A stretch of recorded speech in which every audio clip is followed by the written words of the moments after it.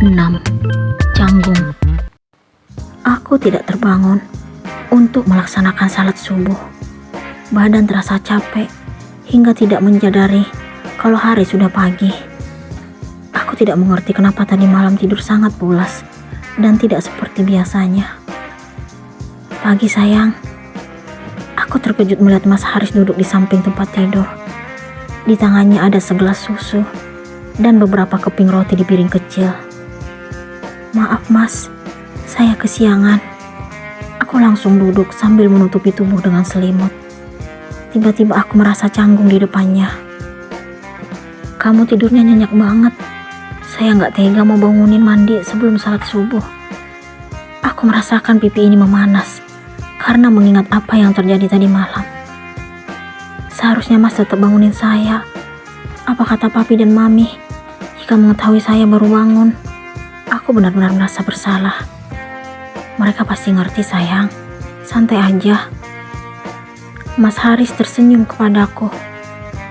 Ngerti apa maksudnya Mas? Ngerti dengan pengantin baru. Saya harus gimana nih Mas? Udah gak apa-apa. Ini aja mami yang minta saya bawakan sarapan untuk kamu. Apa?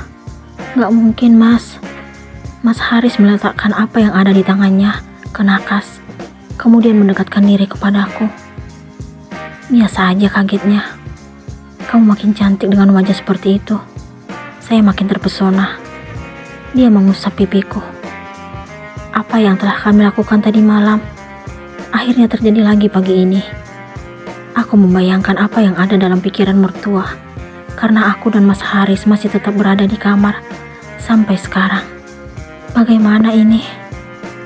Setelah selesai memadu kasih untuk yang kedua kali dengan Mas Haris, kami secara bergantian membersihkan tubuh di kamar mandi.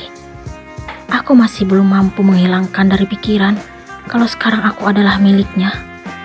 Aku berharap agar segera dapat menyerahkan hati ini untuk Mas Haris. Sungguh, aku merasa bersalah karena belum mampu memberikan cinta untuknya. Dia sangat pantas dicintai.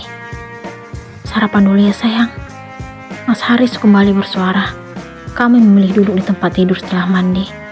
Dia menyuguhkan susu dan roti yang ada di nakas. Kok cuma 1 gelas Mas? Untuk Mas? Tanya aku kepadanya. Saya udah sarapan tadi.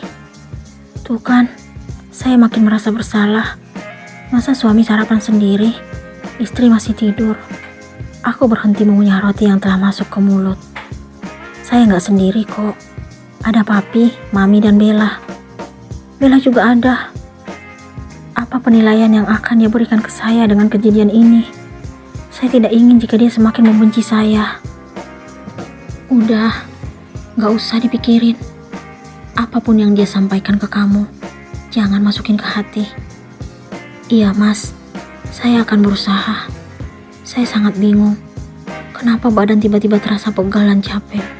Saya gak nyangka bisa tidur sepulas itu. Aku masih merasa aneh dengan apa yang kurasakan. Udah, mungkin karena belum terbiasa digangguin suami. Dia mengusap rambutku. Maksudnya apa Mas?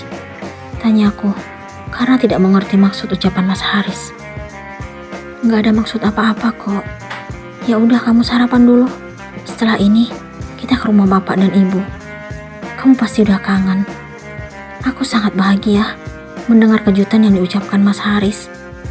Yang benar Mas, aku masih merasa seperti mimpi karena akhirnya akan bertemu dengan orang-orang tersayang.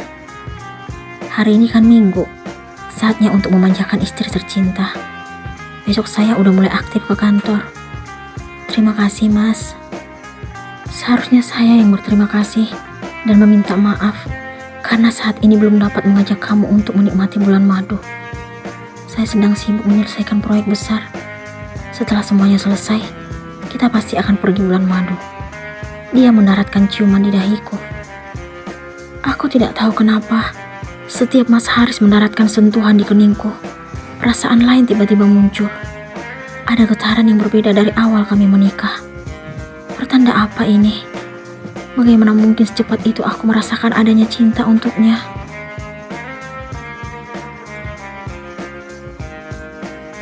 Aku dan Mas Haris kini berada di rumah bapak dan ibu. Kedua orang tua tersebut menyambut kami dengan penuh semangat. Terpancar kebahagiaan di wajah mereka melihat kedatangan kami. Ibu langsung memelukku sangat erat. Beliau mengajak ke kamar mungil milikku dan Tiwi. "Bagaimana perasaan kamu setelah menjadi istri Nak Haris?" tanya ibu setelah kami duduk di tempat tidur. "Alhamdulillah Tika bahagia, Bu." Aku memberikan jawaban yang tidak mengecewakan ibu. "Ibu kepikiran kalau kamu tidak bisa menjadi istri dan menantu yang diharapkan keluarga barumu." "Ibu tenang aja, karena Tika ikhlas menikah dengan Mas Haris. Tapi awalnya, ibu dan bapak yang memintamu untuk menikah dengan Nak Haris. Ibu berpikir kalau kamu akan tertekan. Ibu jangan pernah berpikiran seperti itu. Mas Haris baik sama Tika. Dia suami terbaik pilihan bapak dan ibu. Alhamdulillah kalau kamu baik-baik saja. Sekarang ibu merasa lega. Yuk, buatin minum untuk suamimu." Aku melihat senyuman di bibir ibu. Aku segera ke dapur untuk menyuguhkan teh kepada Mas Haris. Akhirnya, aku kembali menginjakkan kaki di rumah mungil ini, tetapi penuh dengan kedamaian di dalamnya. Banyak kenangan tercipta yang tidak mungkin dapat terlupakan di istana milik keluargaku ini. Setelah selesai menyiapkan teh untuk Mas Haris, aku kembali melangkah ke ruang tamu. Ternyata, ibu sudah duduk di samping bapak. Aku meletakkan minuman di meja, kemudian duduk di samping Mas Haris. "Minum tehnya, Mas," pintaku kepada Mas Haris. "Terima kasih, sayang." Bapak dan ibu melihat ke arahku dengan tatapan yang tidak dapat aku mengerti. Apa mungkin mereka merasa aneh mendengar panggilan yang diberikan Mas Haris kepadaku? Laki-laki yang kini sebagai pendamping hidupku itu telah membuat diriku salah tingkah di depan orang tuaku. "Tiwi kemana, Bu?" Aku tidak melihat adikku semenjak kami tiba di rumah ini. "Katanya lagi ada kerja kelompok di rumah temannya," jawab ibu. "Oh, pantas nggak kelihatan batang hidungnya." Mas Haris berbincang panjang lebar dengan orang tuaku. Sikap yang dia tunjukkan saat ini sungguh jauh berbeda dibandingkan dulu. Sekarang, dirinya benar-benar lebih dekat dan akrab dengan bapak dan ibu. Tertawanya juga lebih lepas, terlihat apa adanya. "Kita pamit yuk, sayang." Mas Haris menyentuh tanganku. "Ya udah, terserah Mas aja." Aku mengikuti kemauannya. Akhirnya, aku dan Mas Haris berpamitan pulang. Aku memeluk kedua orang tuaku secara bergantian. Ingin rasanya tetap di rumah ini untuk bercerita dengan mereka. Tetapi aku harus ingat status yang telah melekat pada diriku saat ini. Istri dari Haris Arfan Permadi. Kami pun segera memasuki mobil. "Kita ngopi dulu yuk, sayang." Mas Haris membuka suara setelah mobil meluncur. "Bukannya Mas baru minum teh?" tanya aku heran. "Itu hanya kata kiasan aja, sayang. Saya ingin menikmati kebersamaan denganmu." "Oh, gitu. Ya udah, saya mau."